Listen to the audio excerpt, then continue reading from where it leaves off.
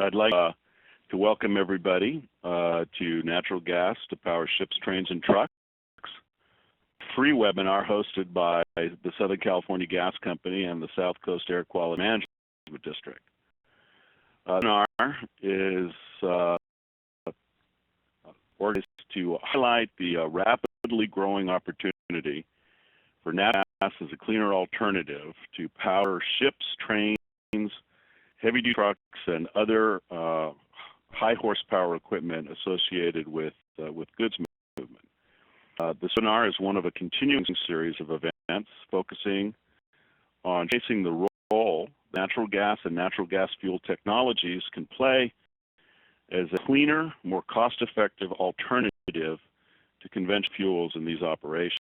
The ships, trains, and trucks that move these goods typically rely on large high-horsepower engines that burn diesel-similar fuels, but all of which can be powered by cleaner natural gas. Regulatory agencies are implementing or are on the cusp of implementing a variety of policies that have significant impact on the operations and environmental footprint of horsepower sectors like marine vessels, railroads, and trucks. And as we will see, the market is demanding lower cost options to both comply with these regulations and generally just to reduce operating costs. Today, we will see the opportunities to use natural gas in these sectors and hear from individuals and companies that are currently using natural gas or planning to soon use natural gas to power their high horsepower operations. Your first speaker, I haven't introduced myself yet. I am Cliff Gladstein, and I will provide a high-level overview of the opportunities to use natural gas in high horsepower operations. Following my presentation, Normand Pellerin, Assistant Vice President for Environmental Sustainability at Canadian National Railway, will share his experience about his company's recent efforts to use natural gas to fuel its locomotives. And Cliff, my namesake, Director of Marine Operations for Totem Ocean Trailer Express, will talk about his company's plans to operate some of their marine vessels utilizing liquefied natural gas. After our speakers have finished presenting, we moderated question and answer session. Please submit your questions through the webinar to Kristen Weiss.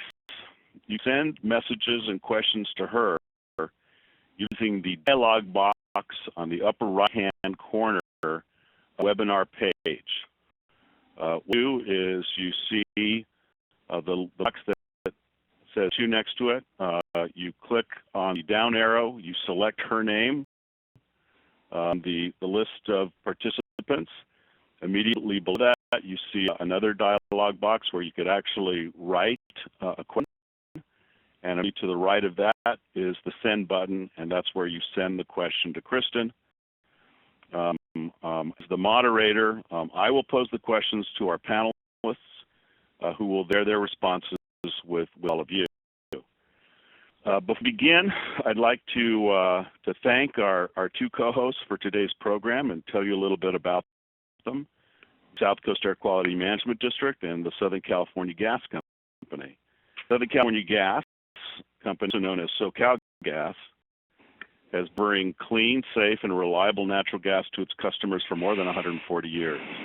It's the nation's largest natural gas distribution utility, providing safe and reliable energy to 1 million consumers through 5.8 million meters in more than 500 communities. The company service territory encompasses about 20,000 square miles of diverse terrain throughout Central and Southern California, from India to the Mexican border. Gas is a regulated subsidiary of Sempra Energy, a Fortune 500 energy services holding company. Ours for this webinar is the South Coast Air Quality Management District, also known as the AQMD. It is the pollution control agency for all of Orange County and portions of Los Angeles, Riverside, and San Bernardino County, an area of almost 11,000 square miles, and it is home to almost 17 million people. about the population of the whole state of California. It's the most populated urban area in the United States, and unfortunately, as we all know, one of its smoggiest. With that introduction, with that information, let's start our webinar. First presenter, I'll provide a little bit of background about myself. My name is Cliff Gladstein. I am the founder and the president of Gladstein, Neandros & Associates, a leading national environmental consulting firm focused on reducing pollution from transportation and reducing the U.S.'s dependency on petroleum. Today, I provide a brief overview of why gas has become such an exciting and important alternative to conventional fuels in the sector, and in particular, the high horsepower sector. You could go to the next slide. What I'm going to cover this morning very quickly is I'm going to give a really kind of a 30,000-foot overview of some of the sectors in the high horsepower sector market, factors that have made the off-road market so attractive, or made that natural gas so attractive in these markets, some of the policies that are driving the development of the utilization of natural gas in the high horsepower sector, the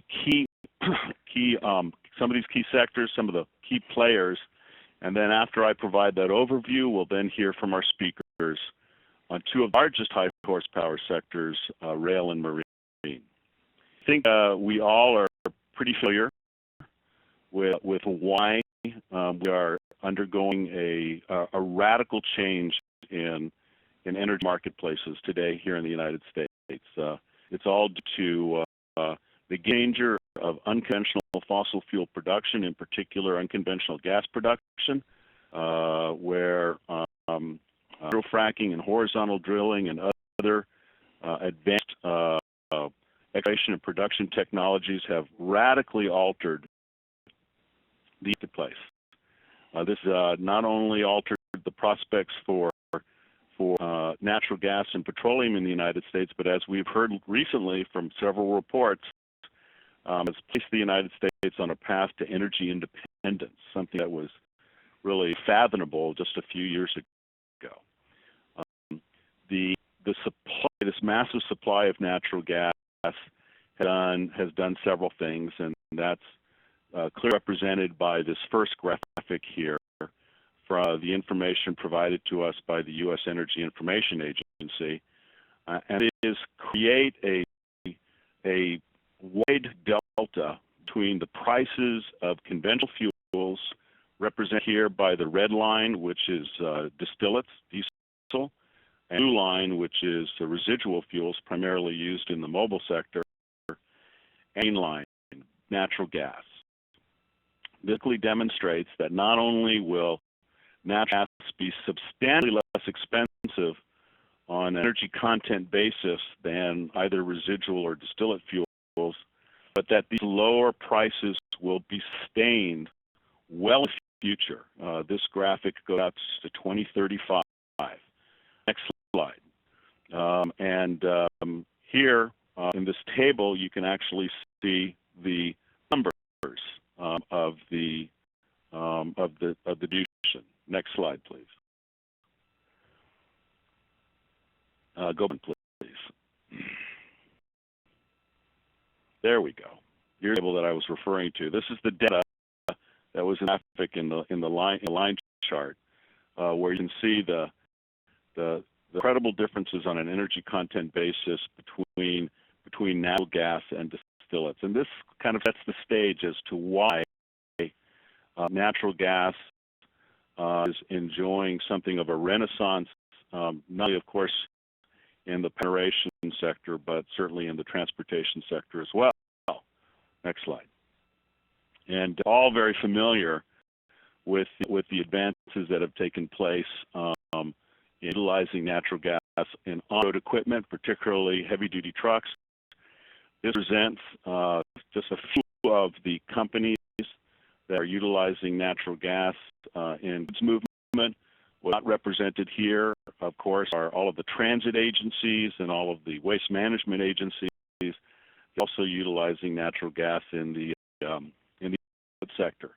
For today, what we focus on are all of the various elements of the high horsepower industry, not the high horsepower industry, but industries that use high horsepower equipment that are considering and moving towards natural gas. Next slide. In particular, from representatives of two of these organizations today. Next slide, please. That is, we are going to be hearing from the locomotive and marine sector, represented on this slide by a artist rendition of the of Washington State face in the bottom middle column, and one of the cruise line vessel on the upper left. I'll let Cliff talk about the totes vessels when he speaks. There's the locomotives, but there are many other sectors that are utilizing natural gas, or looking to utilize natural gas that utilize high horsepower equipment, including cargo handling equipment, construction equipment, mining equipment, and drilling equipment. And there are very good reasons why this particular sector is considering the utilization of natural gas. Next slide, please. And it is because of the massive volumes of fuel just one unit in the high horsepower sector uses. And when here with this slide is try to represent the volume of fuel consumed by, say, one ship or one locomotive in equivalencies. And so you can see a photograph on the upper left-hand side of a vessel that is essentially equivalent to 1,000 to 3,000 on-road trucks. So clearly, when the industry is looking at this opportunity and looking at the optimal strategies to increase demand, the optimal strategies all involve targeting the lowest fuel consumers, the largest units with the least amount of infrastructure. And see that a locomotive is roughly equivalent to 50 to 300 trucks. A boat is equivalent to 50 to 200 trucks. A drilling rig is equivalent to 40 to 50 trucks. Why the high horsepower sector is such an exciting opportunity for the addition of natural gas. Next slide, please. When we're looking at the market potential for all these sectors, one reasons today why we wanted to talk about the marine sector and the rail sector is because of the market potential that they pose for fuel consumption. As you see, the marine sector consumes about 5.5 billion gallons in the United States of diesel fuel a year. The rail sector is about 3.7 billion gallons. That's equivalent roughly to about 24 billion gallons of LNG, which is equivalent roughly to about 1.7 trillion cubic feet of gas, which is equivalent to about 7% of the total U.S. gas consumption in 2011. The industry is so very excited about the prospects for finding ways to proliferate the utilization of natural gas in the high horsepower sector. Next slide, please. There are many different reasons why these sectors are looking at natural gas. Clearly, what we've talked about so far is the differential between natural gas and conventional fuels, the stability of those prices over the next couple of decades, the prospect for these markets, also regulatory drivers as well. We'll just cover just a couple here very quickly. This represents and discusses the emission control area, which is a major market driver for the utilization of natural gas in the marine sector. Many of you are already familiar with ECAs. There is an ECA that has been implemented for the United States. Is 1% sulfur fuel content. This was August 1st, 2012. In January of 2015, the fuel content of any vessel that's entering the 200 nautical mile limit off the coast of the U.S. and Canada cannot use fuel that exceeds 0.1% or 1,000 ppm sulfur, and/or utilize emission control technologies that will accomplish the same. Because of this particular policy, in North America, there's also an ECA in Western Europe and other ECAs that are being considered in other parts of the world. This is a major policy consideration that is compelling of the many in the marine sector to consider utilizing natural gas. The a very similar consideration is being by the rail industry. Next slide, please. There are regulations in the United States for emissions from both switch locomotives and line haul locomotives that are getting smaller and smaller over time. And as you can see here in this bar chart, by 2015, both the switch and both new and rebuilt switch and line haul locomotives meet Tier 4 emission standards, and you can see how low those Tier 4 emission standards are compared to the emission standards that took place from the past. And these are driving, and Normand will tell us more about this when he speaks, the rail sector to seriously look at liquefied natural gas and compressed natural gas as an alternative to diesel in their operations. Next slide. Variety of different market players, some of the major players in the marketplace that are engaged in developing equipment and engines to utilize natural gas. We have just a few of them represented for the marine sector, the rail sector. So some of these same folks are engaged in the mining and the drilling production sector as well. One that I would note, you see, for instance, Caterpillar on this slide represented in several locations. They recently delivered a keynote address at a conference that our company organized in Houston, Texas, in late September, and Caterpillar, the world's largest producer of off-road equipment, they basically explicitly said these words: "We are all in," end quote, for the utilization of natural gas in our equipment. This kind of indication of where the market is going in terms of developing alternatives to conventionally fueled engines and heavy-duty equipment. Just quick examples. We're going to hear about the marine sector from Quill. There are several examples already in the marketplace of technologies that are utilized. You see upper left-hand corner, that's the Fjord 1. It's one of 12 LNG ferries currently in operation along the region coastline.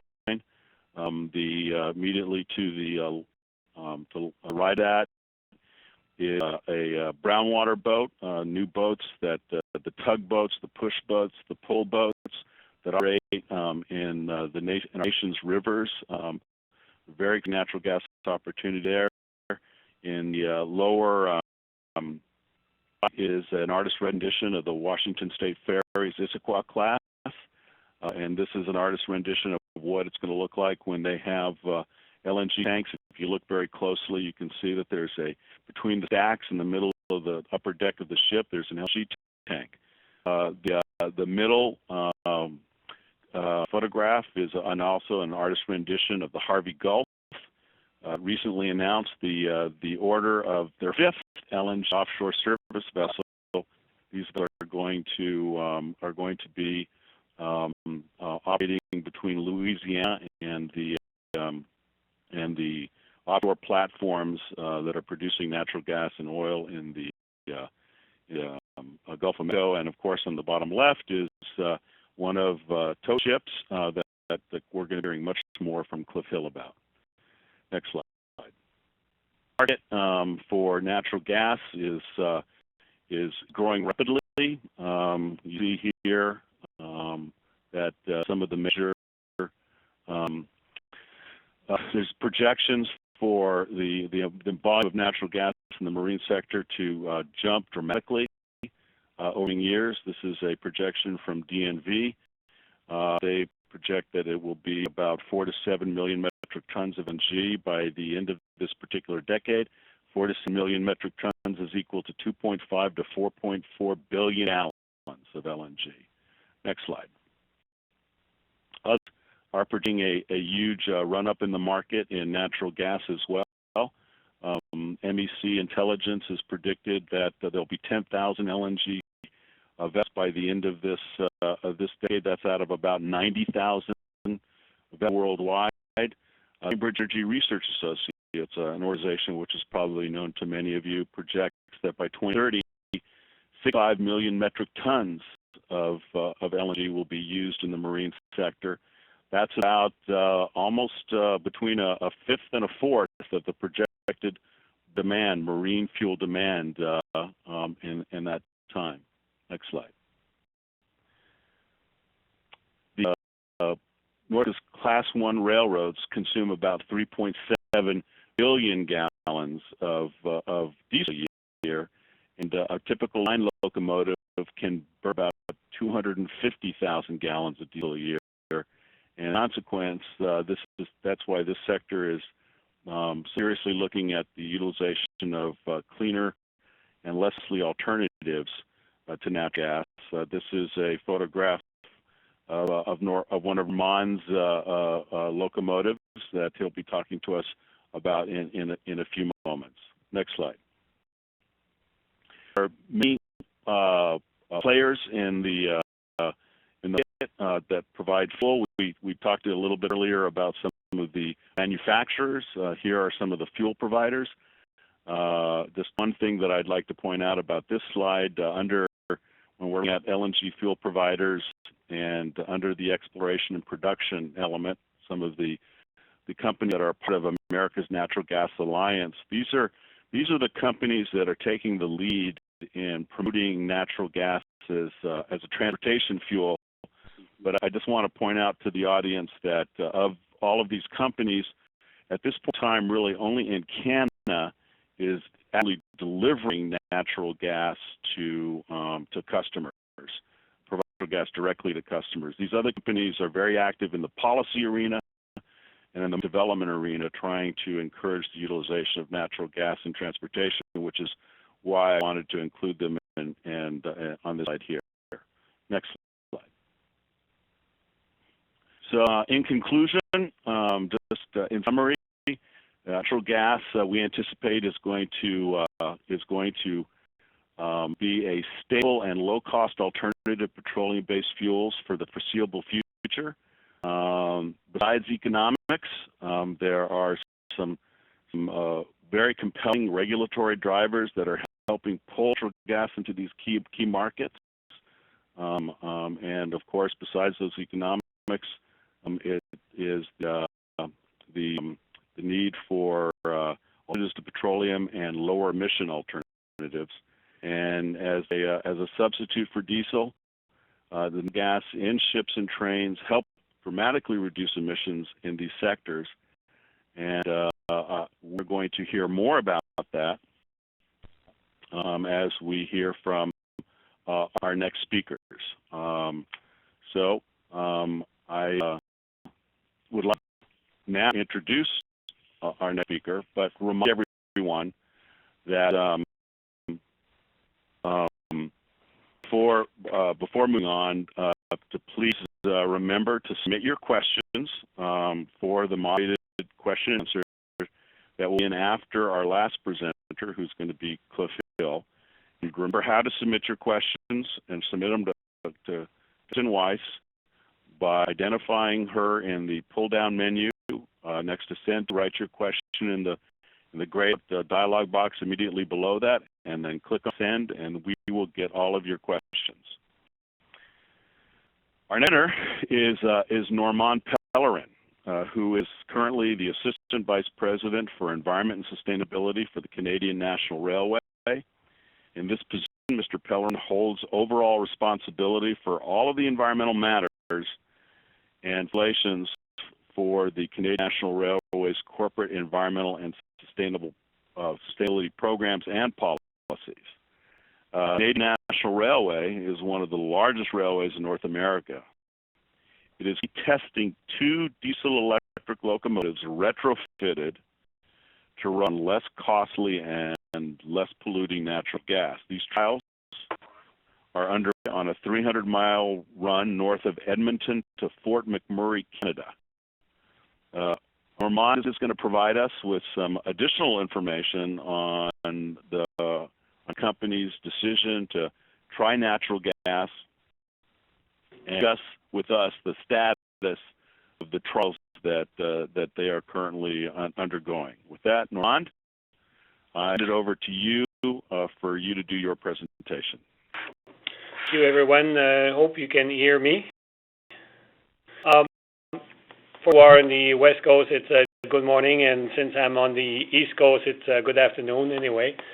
A bit of information. If you flip to the next slide, I'll give you a perspective of what what we call the consist of railroads look like, and basically a bit of history about who is Canadian National. Canadian National is largest railroad in Canada, obviously, but as well as we are the equivalent size, I guess, of the other railroads in the U.S., like the CSX, the Norfolk Southern, or UP, or BNSF.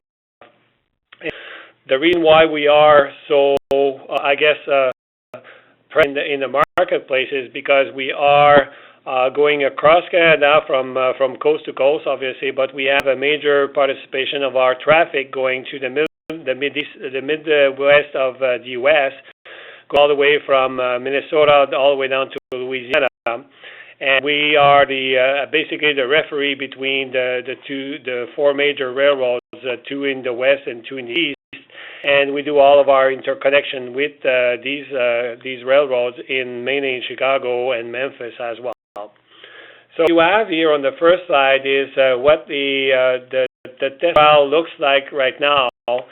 Basically, what we have done was that we were looking at trying to do some tests on liquefied natural gas, but since the high-pressure technology is not quite ready yet, and we're working with Caterpillar, Electromotive, and Westport to finalize the test on that, which should be the engine should be ready then in 2013 for a first trial. What we have decided to do was to work with Union Pacific and borrow, or at least use the tender car that you have in the middle of the 2 locomotives there, and start experimenting with the technology that UP and Burlington Northern had tried in about 20 years ago, and proven that it was not usable in a restricted environment of a rail yard. And the reason I'll come to that later on, but basically the 2 companies like Burlington Northern and UP abandoned the concept. In the case of, I guess, UP and BN, it never really made it to a full-time use of the locomotive with natural gas. So therefore what we have done is both the tender that was used by UP, modified it for purpose, and we're trying now the technology. The reason why we are doing that right now until we have the new engines available is basically there's a lot of things to learn on how to use a tank car in the middle of a two-consist of locomotive like this one that you have there. But at the same time, get some feel and experimentation about how connections are going to be between the locomotive and the tank car. How is it going to survive, the shaking that they are going through out of the process. Test the other equipment that needs to be tested in terms of the pumping, in terms of the refrigeration unit, in terms of the vaporizer, and so on and so forth. There's a lot of other aspects that needed to be tested. So while EMD, Electromotive, and Caterpillars are working on the engine design, we volunteered them to do the testing of the tank car, or at least the portion of it that will be useful for the next generation of this equipment. If you turn then to the next slide, the reason why I'm talking to you folks today is to give you a bit of a sobering perspective that it is nice to talk about natural gas, but it is not as easy as it looks like to do the switch over from diesel to natural gas. The first slide that we have here is giving you the example of how the locomotive is basically being used on a daily basis. So what you can see now is almost between 30 and 45% of the time, the locomotives are idling and not doing any work. So obviously we don't we have a whole lot of usage of fuel at that time, and what you have then across is basically the different type of engine that we are using in our day-to-day mix of for a train. Important because, as you can see, right, it is a mix of different type of engine, but different type of also of engine maker. So you have two-stroke engine and you have four-stroke engine, which are the technology totally different. In the rail industry, locomotive has to be interchangeable at the flick of a switch. So basically, we can have our locomotive ending up on the UP territory for 48 to 72 hours, and then coming back right to Canada. And because they have used those locomotives as part of their trains, so that they could get the trains going on to the next destination. Let me move on to the next slide then. And what is interesting here is, and that's where the misconception of a lot of people comes in, is that the major savings would be done in the rail yard, and that's why the UP-BN test did not really pan out. Most of our fuel usage is being done on the main line. So what you have here in terms of the graphic is the volume of fuel pounds per hour, basically, that is being used while the train is moving on the main line. As you can see now, about 80 to 90% of all the fuel that we are burning at CN, which is about a billion gallon a year, is done while pulling the cars on the main line. So it's not, even though we are idling about 40% of the time, major fuel usage is on the main line. So it goes from, let's say if you have a transit, it would go from Leyden to Chicago. All of the fuel would be burned mainly on that trip, and not idling and waiting at the rail yard. The next slide. What we have then is obviously the mix of different type of engine and different type of horsepower. In the industry, what we have is a critical factor, which is basically we are trying to have 1 horsepower used per ton of materials that we have to move. So the ratio will be the most fuel efficient. What is varying a lot then is obviously the speed at which the train is going and the destination at which it's going. So if you have to go across the Rockies, while you're climbing onto the passage that you have there, well, you have to catch up for the time that you have lost on climbing the hill so that you can meet the delivery time in Chicago at the designated time. So for us, it is a matter of making sure that we have enough horsepower to go up the hill, but at the same time enough power to hold through the prairies and without wasting too much fuel on the way there. We have extensive systems right now through, and all the railroads are doing that are measuring on a minute-by-minute basis the fuel consumption that each locomotive are using.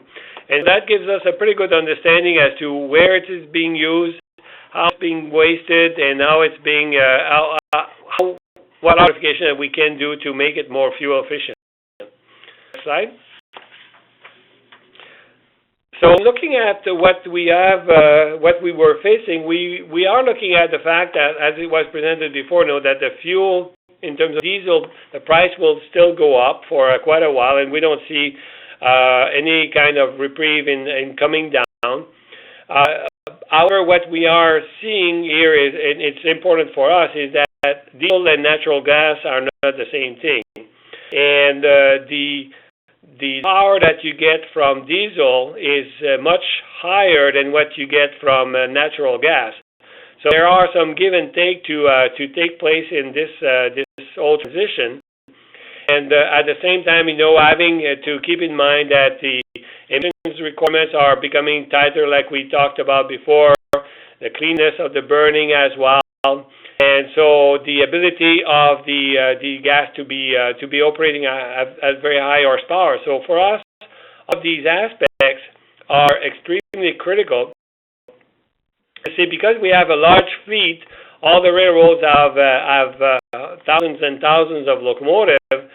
We have to make sure that we are not going to be going through a spending spree of buying totally new locomotive, but basically we can retrofit all of that technology on existing locomotives so that we don't go through billions of dollars of expenses for something that is not certain at this time. Next. So we have two type of approach. We are looking at the high pressure direct injection locomotive and the low pressure. So both GE and Electromotive or Caterpillar are looking at those two options. They have different ways of allowing us to go through the injection, and at the same time providing us with the switch over to natural gas that we're looking for. And the technology that we are looking at obviously require different type of injection. And each of these injectors are totally different concept from one another. So for railroad, when we are going to be making a decision on what is to be used, we are going to have to put into the equation a lot of the technologies we want to have, and then after that, deciding which is going to be the service provider for that, and cost out the cost of switching over to from one to another. Next slide. That is critical also to remember is the fact that the rate of substitution, meaning that the volume of natural gas that we are using in the mix with the diesel, and how much of that needs to be substituted to make it obviously fuel efficient, but at the same time reaching the same amount of BTU is extremely important. And we need to have some kind of assurance that the technology is going to be allowing us to do a fuel substitution that is going to be up to 95% efficient, so that we can justify the expenses that we're going to go through if we switch over from one type of fuel to another type of fuel. The reason why we are sticking so much on the dual fuel system, that is using diesel as part of the trigger for the explosion of the natural gas. It's because it will allow us then to do a retrofit and not change the whole design of the locomotive, keeping the same diesel tanks under the locomotive and not making major modification to the engines, and assuring at the same time that we have sufficient fuel for the purpose of the activities that we have these locomotives used for. Right? Why we are looking at using a tender, obviously, is because of those concepts. We are able then to extend the range of our reach for a locomotive before being refueled, and that gives us the sweet spot that we can then justify switch over from one type of fuel to another. So if you look at this slide here, basically the concept is that we're aiming at being able with one fuel tank car to be able to go 2,200 miles basically from easily Chicago, LA without any problem. And that would give us obviously the chance to do the costing of that. And if you look into the table, however, what you have to do is look at how much of those changes then would require in terms of how many locomotives can you supply with one tender, and what type of tender and so on. And so then we looked on the left side as to what size of the tank car can be used and what kind of design can we have for that. At some point in time, we were debating, having multiple smaller tanks or a large tank and so on and so forth. And that's what we are still struggling with into the design of that tank car, so that it would be usable, but at the same time would be easy to switch from one locomotive to another, and the refueling time would be a lot faster than what we are experimenting at this time. Slide.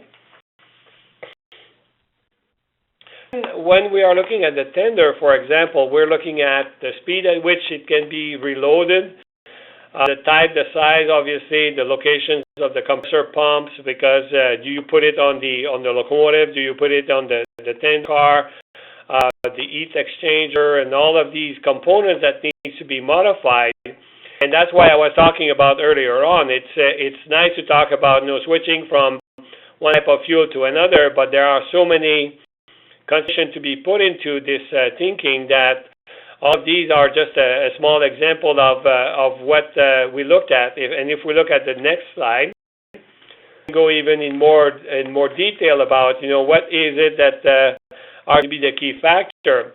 So it can go from the volume of the tank that is going to be available for that, to the type of the safety for the collision, to the flow rate, to the gas and the cryo link between the two, the contamination of the fueling and the readiness of the technology and so on. So all of these factors were put into our thinking process so that we could see if there is any kind of cost-benefit analysis that can be done for that. So that's where all these considerations were taken into the play. And obviously, the fuel safety is one of the aspects that we were the most concerned about. Slide. What I've been also putting in terms of restriction to our designer of the tank car is the speed at which we can refill the tank car, and also where is that tank car, that fuel is going to be coming from. A nozzle and so on and so forth. As you can see, and that's why I put that slide in there. It is to think about, but once you start, scratching your head about how you're going to go about this, you have a lot of issues that needs to be clarified and figured out. And right now, what we are doing with the NCANA process we have is having a truck that is coming to the tank car, and the truck is doing the refueling of the tank car. But in the long run, we have to debate, are we going to have our own fueling facility on site, or are we going to be sticking with the tank trucks and so on? All of these aspects have to be costed out to figure out what's the best way to go about that. Next slide. The key important aspect here is that the safety of the natural gas, the tank car that we have there, is one of the big questions that the FRA, the Federal Railroad Administration in the U.S., has been very concerned with. Same thing for the safety group in Canada as well. So we have to convince the agencies, but also we have to convince the union members that are running our locomotive that the use of a tank car and having it right next to them on the train is totally safe, does not present a major problem for us. So that aspect has been in the work, and it's taking also almost 2 years just to have the regulation change so that we could do a placement of a tank car right next to a locomotive. Right now, it would be illegal to do that, but we have special permission for the test purpose. The next of our business case, what we have been putting in place in the analysis was obviously we needed to have the engine hardware and the equipment identified, the tender option as well, the refueling and the safety impact, and then obviously the cost of the replacement of the fleet, and then that figuring out how to go about switching over from one to the other. This is the critical factor so that we would be us a better understanding as to what is the sweet spot for the natural gas price to be able to make it worth for us to switch over from one to the other. Slide. And with the next slide. Do we have a slide? Yes, there. So challenges for us, and you have it on this slide, is obviously, and that's what my talk is about. You know, it is not as easily done as you would think, because we have to figure out all of those programs in terms of the tender, supplier, the selection, the sourcing. We have to also coordinate the delivery of the fuel, the sizing, the layout, the storage, and so on and so forth, name it. And then the tender program has to match, obviously, the delivery of the locomotive, because we don't want necessarily to buy tenders and have no locomotive ready for it. And then, obviously, the business case has to make sure that the fuel supply is going to be constant enough so that we won't have any long-term issue. Right now, what we have been aiming at is having the cost of natural gas decoupled from the diesel costs, and because early on what we noted was that the companies and the gas companies were moving. If the price of the diesel was going up, then the natural gas price was going up as well. And although there was a large supply on the market, you know, this coupling was happening, and we noted very quickly that this was killing all of the business case, and it had to decouple that. So we started talking to fuel supply, to natural gas supplier, and made it very clear that if we were ever to switch from one type of fuel to another, that cost has to be decoupled, because if it's not, obviously, then the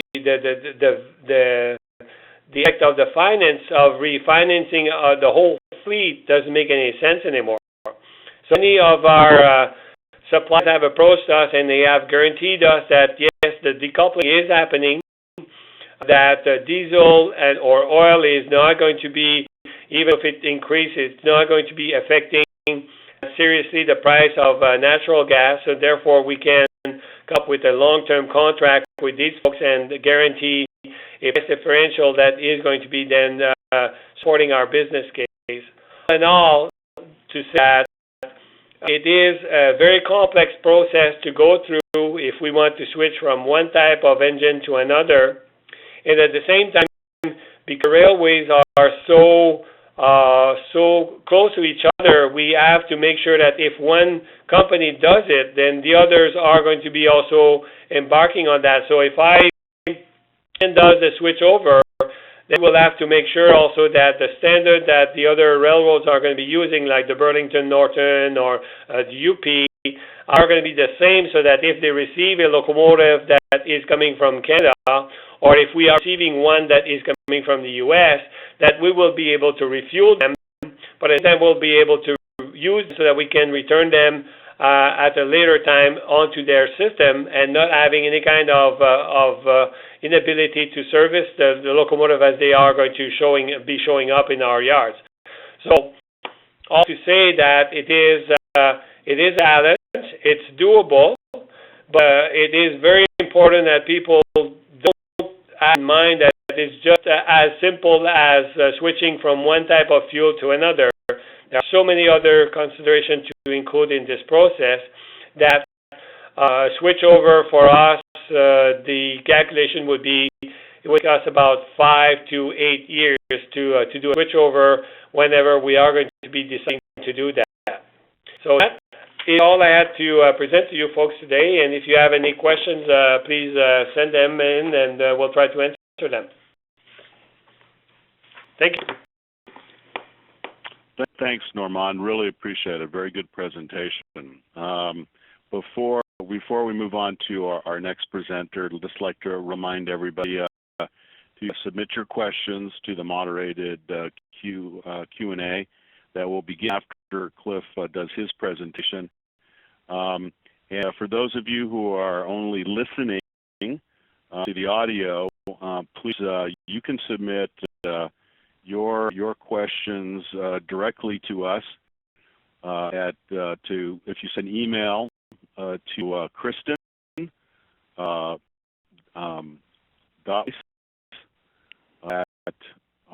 gladstein.org.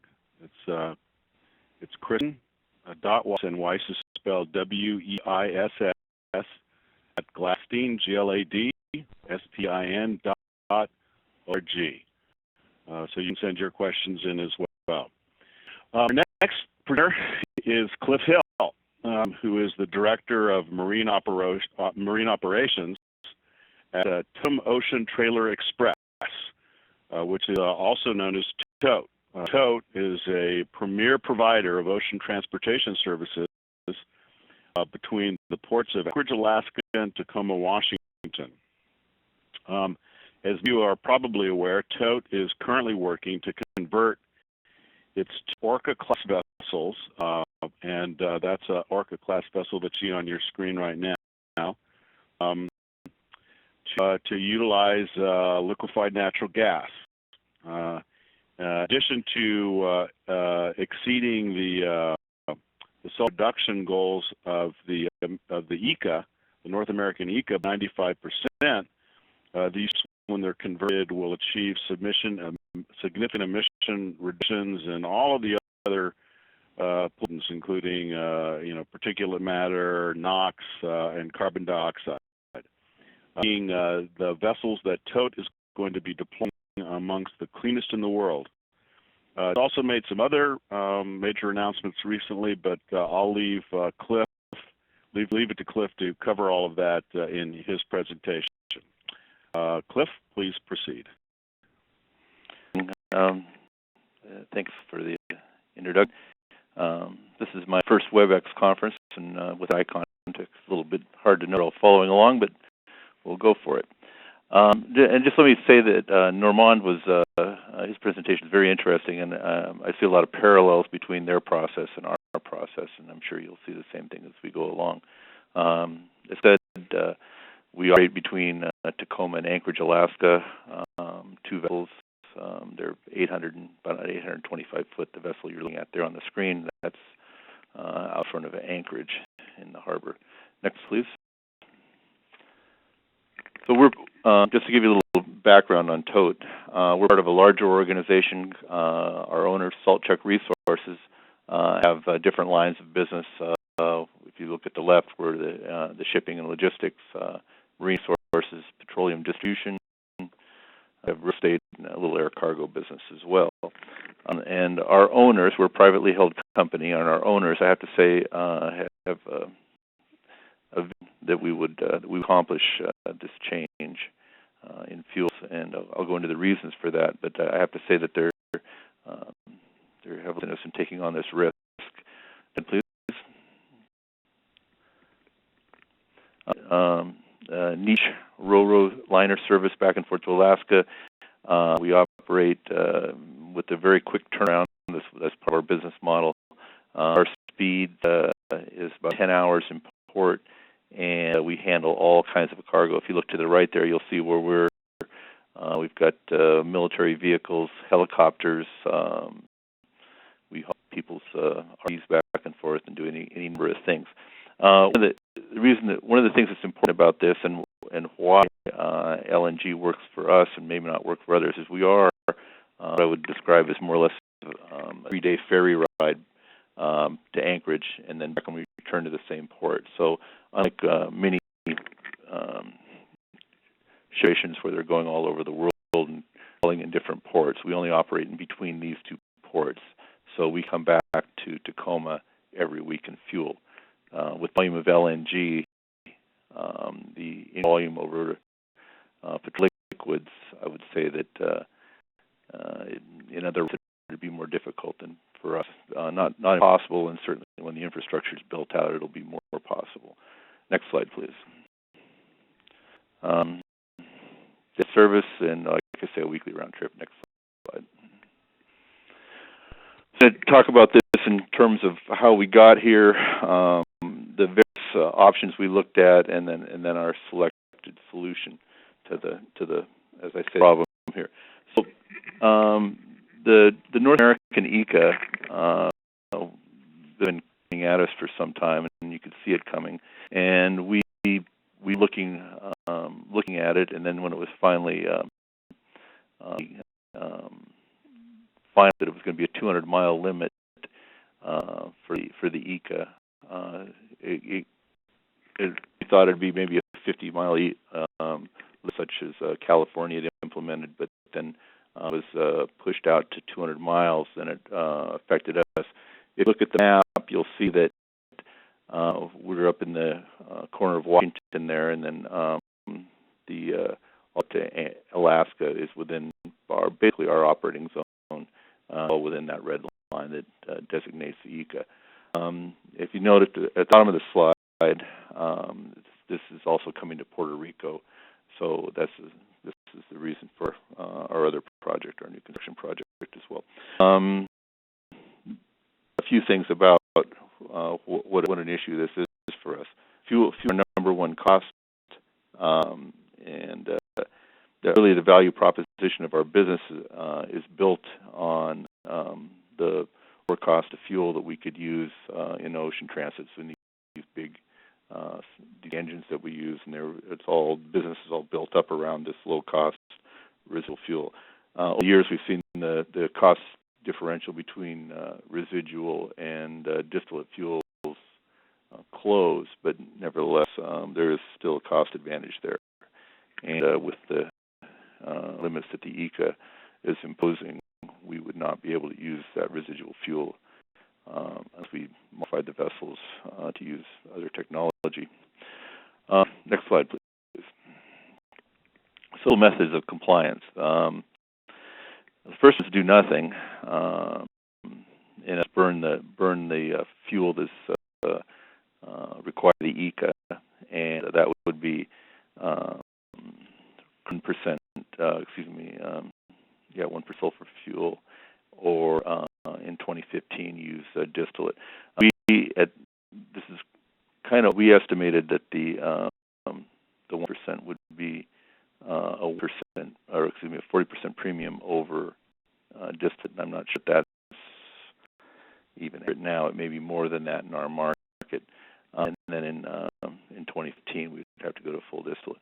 So that was the first option. Second, and we give quite a bit of analysis to this. Install exhaust gas cleaning systems, what some people covers, and we could have done this, but there's some downsides to it.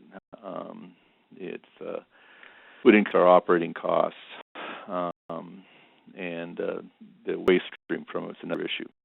And then the option is convert to natural gas, lower fuel costs, meets current fuel future emissions requirements, and it's really the cleanest of all options. Next slide, please. So we did select the LNG conversion as our solution to the problem created for us by the ECA, and so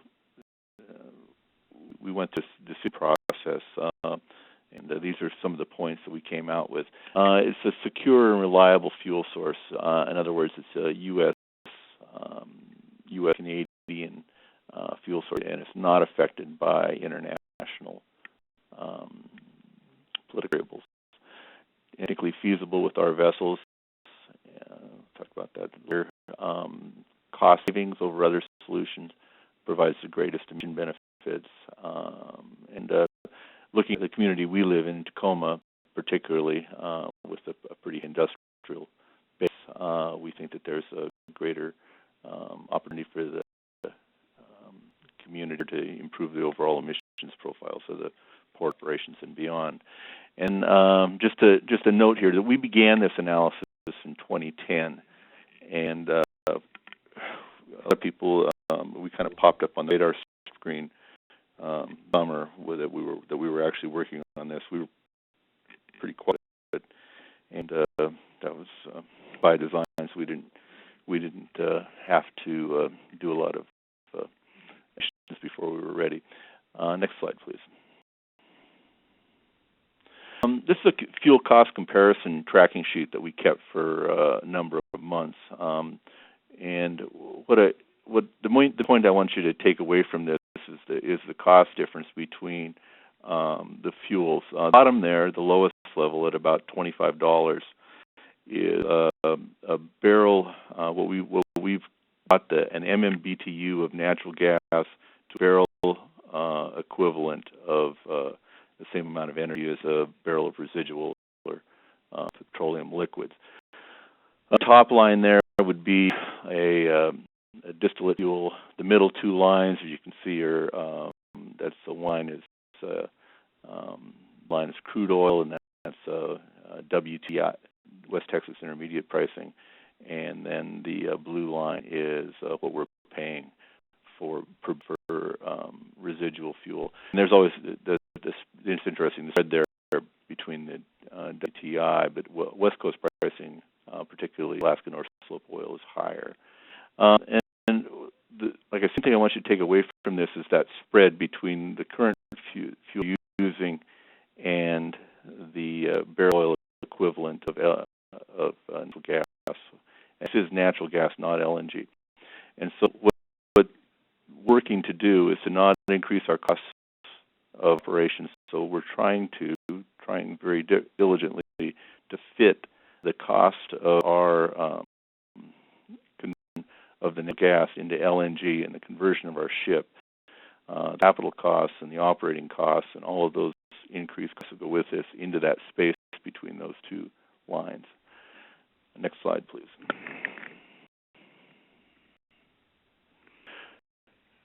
So as I said, this is a big for us, and the huge capital undertaking, $85 million for the conversion of our two ships, and that's talking about what are going to put into an LNG plant, because there is no LNG in our area. That's no LNG production capable of supporting this. The EPA and the U.S. Coast Guard entered into a partnership with us. From August of 2012, we received a limited waiver from the ECA. We don't have to use the 1% fuel. We can use the a slower sulfur fuel, and the theory of this is we will eventually when we're using LNG, and over the years we're going to use LNG, we will more than make up for the additional SOx that we're putting into in the intermediate time between now and the conversion. Required completion is in 2016. Next, please. So how did we get the permit? One thing I'd like to point out is that we've worked with the EPA, the local Region 10, previously on our shore power project. We didn't have to convert our vessels to shore power. We're not required to, like others in California. But we decided to take this on. We thought it was the right thing to do, and the EPA partnered with us on this as well, and we were successful with this completion. And I would think that our track record of move proactively and successful project delivery helped us with our permit. Next slide, please. This is our Orca-class vessel, and the main point of this is that we were fortunate that we have vessels that can be converted because of our cargo file. We can take and use areas above the cargo where we're running row to add our tanks and so on. Operators, they'd have to give up they'd have to give up a significant amount of cargo. We don't have to give up any cargo with this modification. Next slide, please. What are all the parts of the conversion? We're an LNG supply, which, as I mentioned, there's no LNG in the area. Second, convert the vessel to operate on LNG. Different from Normand, I think we're subject to more regulation. He might disagree with that, but perception is that the marine industry is subject to a great deal of regulation as far as what we can carry as fuel aboard the vessels, the licensing of our vessel operators, and there's Guard has a great deal of authority over how we operate. So there's any number of regulatory items that have to be brought along. The next one of the considerations is the perception in the public. A lot of public deal of resistance to LNG import terminals, and you look how some of these are treated. And if that came up for us, we probably couldn't do the project. Next slide, please.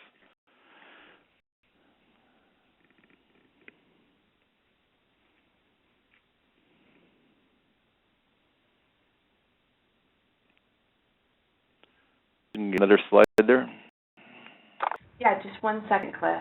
It's okay. Thanks. I looked at it.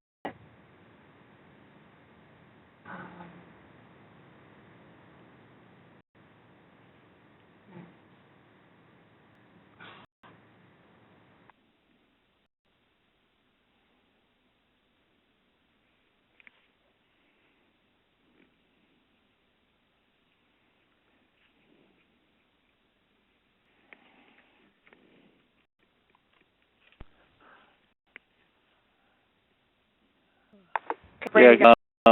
So this is a picture of our vessel with the. You saw the inboard profile before. This is a picture of the vessel modified with the tanks that we're going to carry the LNG in, and this is part of what I said, giving up no cargo space. So there are about 2,000 cubic meters of LNG total in those 3 tanks. Next, please. The benefits of LNG. Why did we go this way? 41% less than IFO 380. I'm not sure about that. Stable pricing. We have large fixed capital costs that'll go into this. Really low feedstock costs, and we think costs are going to remain that way. Domestic sourcing, lack of provides us some from volatility of geopolitical problems. We'll have virtually low SOx, and PM2 and NOx will also be reduced. It can be done safely. In the 40 years that LNG has been being tankers, there's been no fatalities. Next slide, please. Project overview. What it takes to do this? First, we got to convert 8 of our what we term main diesel engines. We have to these from MAN, and there are no kits currently those engines, but similar engines they've developed LNG conversion technology, and they're going to do it the same for us. The picture to the left are some of the engines. If you look at the top, that yellow manifold across the top is the LNG distribution manifold for this engine. What you should notice, this is a low-pressure auto cycle conversion, and I'll get into that a little bit, the differences. And there is a reduction in power with this modification, and as part of that, because of that, we're going to exchange 4 of our auxiliary engines for 4 dual-fuel engines. This is 4 main engines per ship and 2 auxiliary engines per ship. 4 versions, 2 exchanges, timeline, $80 million capital investment. Slide, please. This is a picture of the engineering. This is a more or less a CAD rendering of what it's going to look like with the new auxiliaries in there. Not an insignificant change for us, although it's doable. Next slide, please. A project, 35 to 40% of the work will be done underway. We're going to convert the engines underway, and we'll do the structural components in the shipyard, including the addition of the tanks, and then piping and wiring and so on will be done underway. We do this type of work regularly, so it's not it's nothing new. And then the permit, we have to be using LNG in our auxiliary engines. I think 2014. Next slide, please.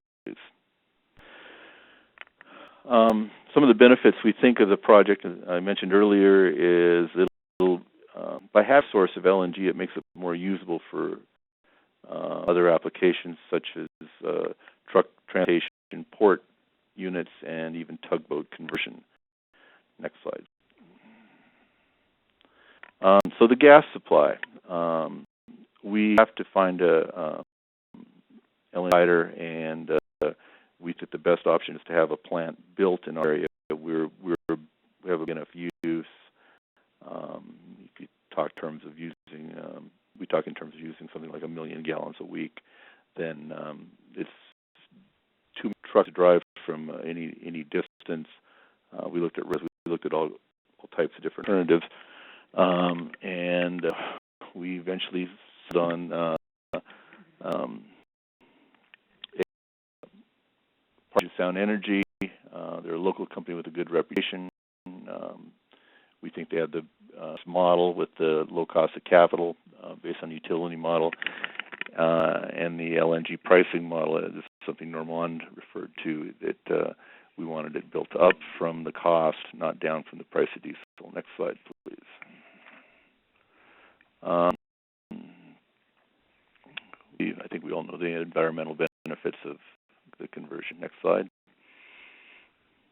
And then the next thing that came up, kind of between the time Cliff asked me about this project, or about doing this webinar, and then the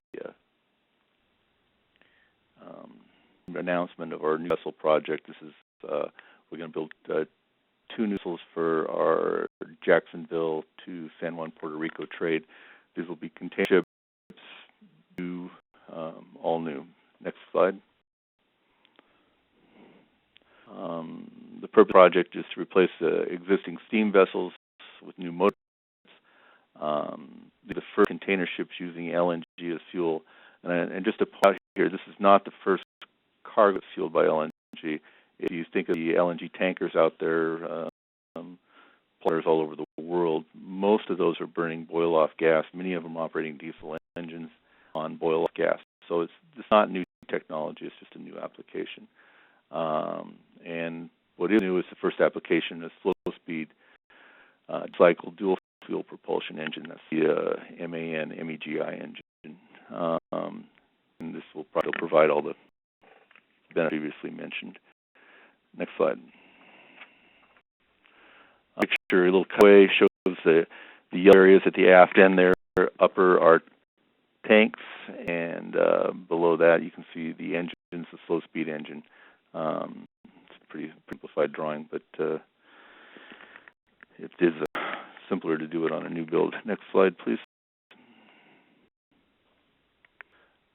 For this, we're the need to replace the existing vessels. The emissions control that we're currently dealing with in the Alaska trade is coming to Puerto Rico, and soon after that, the entire Caribbean. Looking at the future, in 2020, worldwide sulfur limits are going to be 0.5 or 0.5%, and that is going to drive it to use some type of distillate fuel. And one consideration is in 2016, Tier 3 engine requirements limiting NOx for large displacement marine engines come into effect, and we think that the LNG provides the easiest solution to that. That wraps it up. Next slide, Kristen. If you got any questions, you can contact me. And that's about it. Cliff.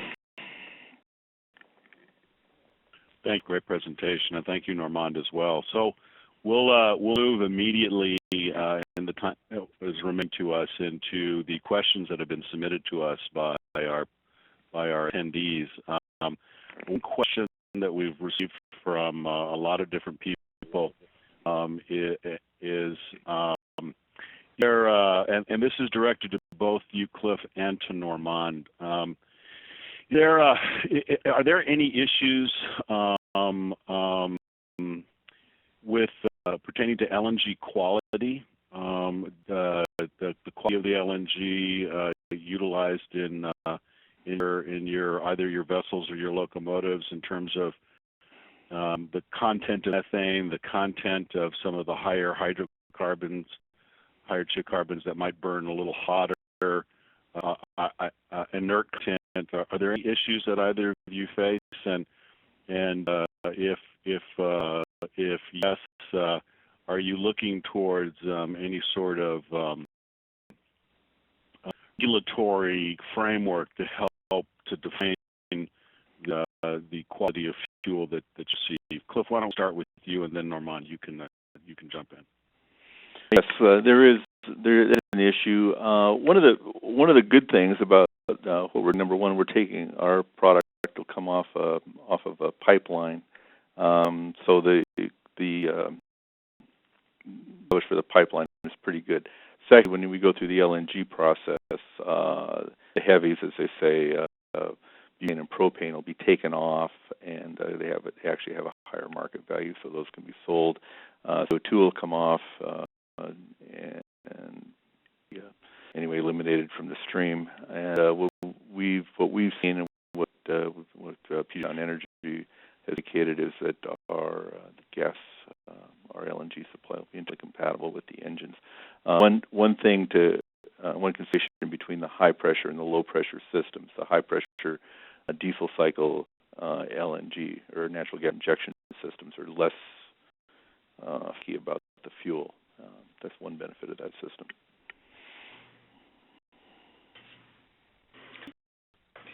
In terms of our approach, yeah, we are in the same boat that we need to have the design mainly maintained, but as little as possible as other gas mix into it. We experimented a few. I guess we were tossing on the concept. It's a concept called Z-gas, which was basically taking anything that is coming out of the well and burning it. And so we went through the process of looking at all of that and the advantage that it would be cheaper than refined natural gas and so on.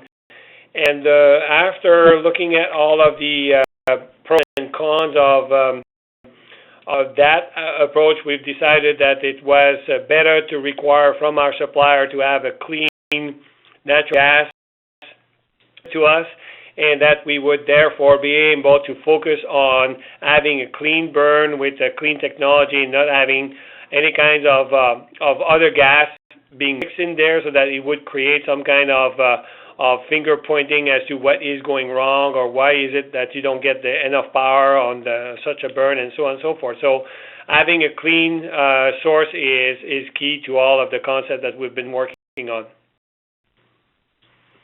Okay, thank you. Mon, this question is directed to you. Is the tender car, the tank car, necessary only for the long-distance line hauls as the lack of infrastructure, or do you have to use it even in the short hauls and in switch service? At the beginning, we were looking at putting all of the natural gas on the existing locomotive and changing the fuel storage that we have right now on the locomotive, removing the two big tanks that we have under there full of diesel and replacing it with five gas tank and so on. And above that, we realized because the BTUs of the natural gas is not the same as diesel, that we would not get the range that we were looking for. The best we could come up with in terms of range was 120 miles, which is not very long. So we've decided to go for the tender car after quite a bit of soul searching, and go for the tender car. And after that, apply for changes to the regulation from the FRA and from Transport Canada, so that we would be allowed to use the tank car as a fuel source instead of having it totally fixed onto the locomotive. Thank you. Cliff, this question is I think directed to you, and it has to do with the speed of the marine engines as you are moving from natural gas. From bunker fuels, conventional bunker fuels, to gas, and that is it necessary to convert them from lead to medium speed to high speed, or in the opposite direction, in order to optimize performance? It's just how the engines, what type of engines are. So the automatic engines, the converter project, those are medium speed engines, and those engines are 400 RPM engines. They're the slow speed engines are a little different technology, a little different style of engine, and they're just made to operate in those RPM ranges. Those engines are, if you said approximately 100 RPM, should be more or less correct. Okay. Another question directed to both of you. And this pertains to incentives that government can provide. What in both of your minds are the best types of incentives to encourage the utilization of natural gas in both the marine and the rail sector? Norm, we start with you. It's an interesting question. Again, we have this aversion of getting incentive from the government because it requires way too much reporting, way too much oversight, and we don't like to have too much of Big Brother watching us.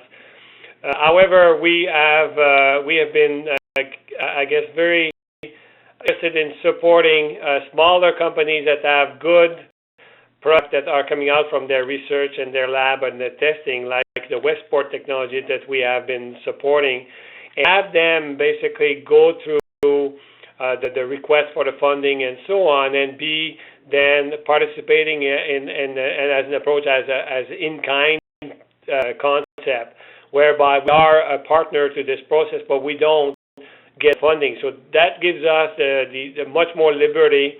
And at the same time, it gives the chance to a smaller, innovative company to come up with technology that can become then the North American market, and the better it's going to be for us.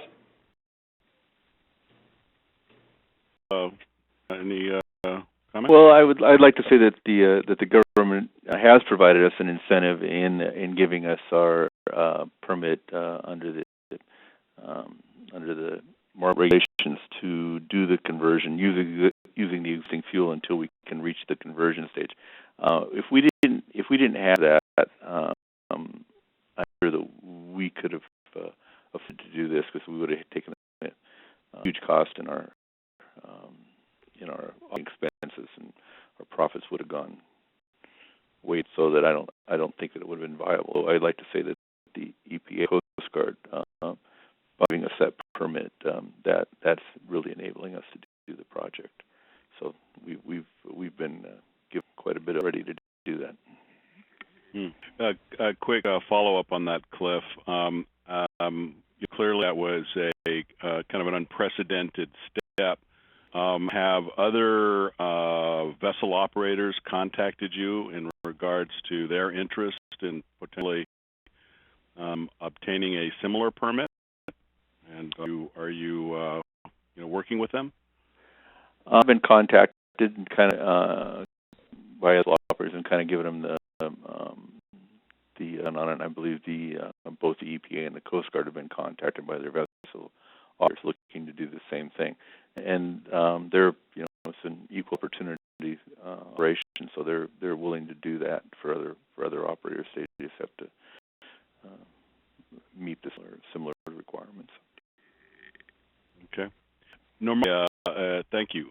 Normand, a question for you. How does the business case for LNG conversion compare some of the other alternatives for reducing emissions from diesel locomotives like AESS and APUs? Good question. We believe that the natural gas would be a game changer for us. ESS and all of those aspects are obviously designed to make us one bit of a two-thing, and I know some of our friends at other railroads may be listening. We are the most fuel efficient railroad in North America, which is about 10% more fuel efficient than anybody else. But the efficiency is not achieved by locomotive. It's achieved by introducing, like you were talking about, these concept of electronic control system injection, the GPS monitoring of the way the operation of the locomotive is done, matching the horsepower with the units, the train's weight, and so on, and curve lubrications, and all of those other technology that are giving us incremental fuel efficiency that are not so related to the engine. So it is not going to be something we are going to be dropping because we would be switching to LNG, because that fuel is obviously less money spent. So any way that we can reduce our emissions and reduce our greenhouse gas emissions and so on and so forth, the better it's going to be for everybody. And that's the way we see it at CN. This question, I think, again, is kind of directed to both of you, and certainly is very pertinent to those communities that live next to locomotive yards and intermodal facilities and ports, and that's the levels of these engines. How loud are the LNG versions of a locomotive and/or of a marine vessel compared to conventional technology? There's no difference. Marine side, there's no difference. It could actually be a little lower because the overall power output is a little bit limited with it. So the more firing pressure is a little lower noise. Okay. Normand, are there any limitations to the HPDI or LPDI technology during tunnel operations? Not that we are aware of at this time. This is obviously a test that is going on, because we are going to be doing a lot of bench testing with the EMD folks, and I know that GE is looking at that as well. And to our evaluation we have done right now, we have not seen any kind of limitation. And unfortunately, this will be our last question directed to both of you. Do you anticipate any significant maintenance issues with the natural gas technology relative to your conventional technologies? Cliff, why don't you start? We'll reduce maintenance activity on the engines. Of course, we're adding equipment, so there'll be increased maintenance in the overall scope of things. But the engines will require reduced maintenance. On the side, people have to be reminded that the sulfur in the diesel is the lubricant that we are using to make the piston movement a lot easier, and also to reduce the corrosion on the injector. So for it's not going to change the maintenance and the requirement. It's likely going to be probably extending our length between two overall, but we don't see, like it was pointed out before, we don't see a change to the overall maintenance cost because of the fact that we introduce now an LNG tank car, which is going to require also that kind of maintenance as well. Thank you very much. I'm sorry, everybody. We've run out of time, so unfortunately, we're not going to be able to get to everybody's questions. We had nearly 350 registrants for the participation in this webinar, illustrating the high level of interest. There was many questions that I couldn't get to, but we are going to be posting the speaker presentations and a full recording of today's webinar. It'll be available for download in the coming weeks. We will send an email to everybody who registered, let you know where you can find this information.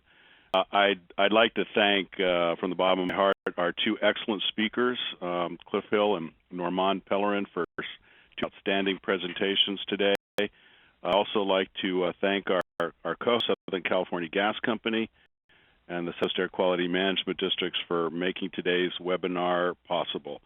There will be in this series, and we look forward to having you all join us again in the future. Thank you very much, and good day.